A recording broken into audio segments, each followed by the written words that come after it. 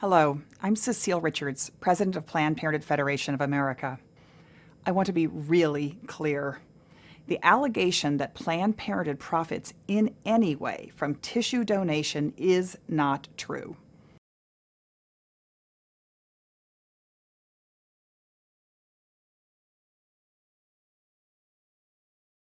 What would you expect for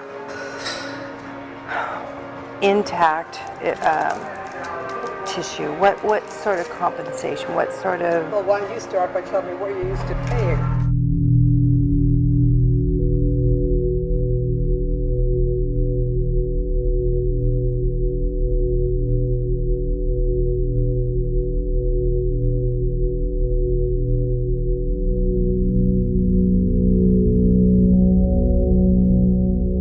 We'll be exhibiting at the Medical Directors Council meeting in a couple of weeks, so I don't know if you'll be attending. I'm now the president of that organization. Oh.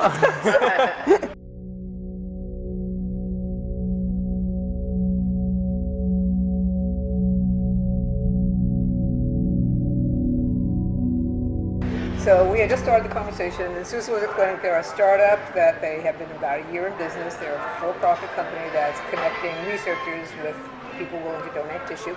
Our volume, thank you for giving it to me, is 800 a year, with 60 in the second trimester, and we just started to talk about how the process worked with Novogenics down in Los Angeles when I was there. Okay. To back up a little bit, PPFA, our parent body, is on board with tissue donation, but we have to ask for a waiver to do it, and we have to lay out for them what our program's going to be like.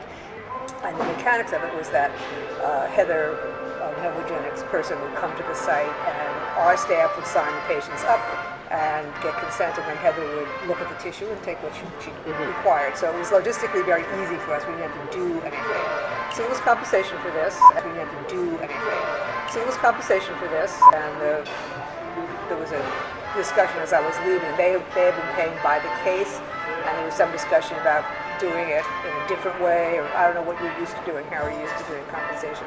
The patients don't get anything, of course. But. Okay, so I'd like, what would you expect for intact tissue? What sort of compensation? What sort of... Well, why don't you start by telling me what you're used to paying? Okay. I don't think so. I would like to know what would make you happy. What would work for you? Well, you know, in negotiations, the person who throws out the figure first is at a loss, right? So. No, I don't look at it that way. I know you want to play that game. I get it, but no, I want lowball because I'm used to low things from. You know what? If you lowball, I'll act pleasantly surprised, and you'll know it's a lowball. Okay. What I want to know is what would work for you. Don't lowball it. Okay. Tell me what you really. $75 a specimen. Oh, that's way too low. And really, that's way too low. I want to keep you 50, happy. I've been at places that did 50 too. But see, we're not in it for the money. Well, why don't you start by telling me what you're used to paying? Oh, No, I want lowball $75 a specimen, and we don't want to be in the position of being accused of selling tissue and stuff like that. On the other hand, there are costs associated with the use of our space and all that kind of stuff. So what would you think about it? Right. So way higher than that. So I'd like to start at around 100. Okay. Now this is for tissue that you actually take, not just the tissue that person volunteered that you can't find anything. Right? Exactly. Now this is for tissue that you actually take, not just the tissue that person volunteered that you can't find anything. Right? Exactly. Right. What we can use, what is intact. So that's why I'm saying no, don't lowball. I want you to be happy. Well, it's complicated by the fact that our volume is so low too. I mean, are you looking at 8 and 9 week specimens or only second trimester specimens? 10 to 12 week, end of the first trimester. If those are pretty intact specimens, then that's something we can work with. So that's an interesting concept. Let me explain to you a little bit of a problem, which may not be a big problem. If our usual technique is suction at 10 to 12 weeks, and we switch to using an iPass or something with less suction in order to increase the odds that will come out as an intact specimen, then we're kind of violating the protocol that says to the patient, we're not doing anything different in our care of you. And to me, that's a kind of a specious little argument, and I wouldn't object to asking Ian, who's our surgeon that does the cases, to use an iPass at that gestational age in order to increase the odds that he was going to get an intact specimen. But I do need to throw it out there as a concern, because the patient is signing something and we're signing something saying we're not changing anything in the way we're managing you just because we agreed to give tissue. I've heard of that before. Right. Yeah. No. It's definitely. It's touchy. Okay. How do you feel about that? Well, I think they're both totally appropriate techniques. There's no additional pain involved. I don't think the patients would care one iota. So I'm not making a fuss about that. Okay.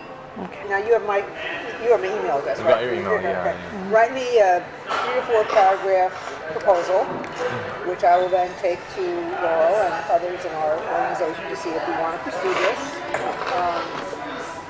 And then if we want to pursue this mutually, I'll mention this to Ian in terms of how he feels about using a less crunchy technique to get more whole specimens.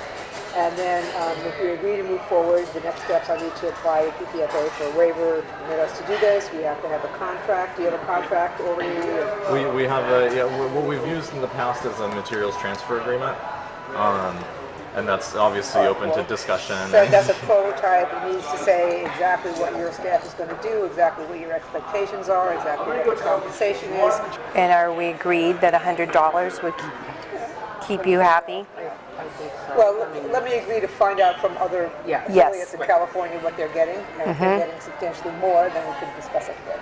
Yes. But the money is not the important thing. No, but it has to be big enough that it's But worthwhile it to is something to talk about. I mean, it's one of the first things that you brought up, right? So, It has to be big enough that it's worthwhile but it to is something to talk about. I mean, it's one of the first things that you brought up, right? So.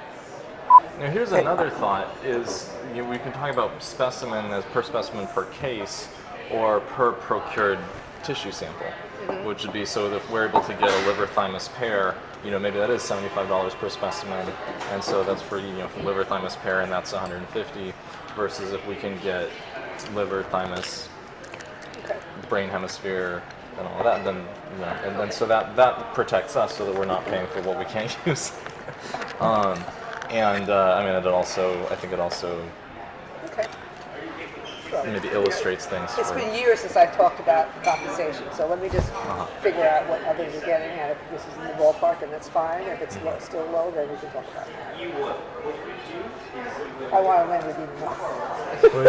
I said I want a Lamborghini. Don't we all, right? Yeah, exactly.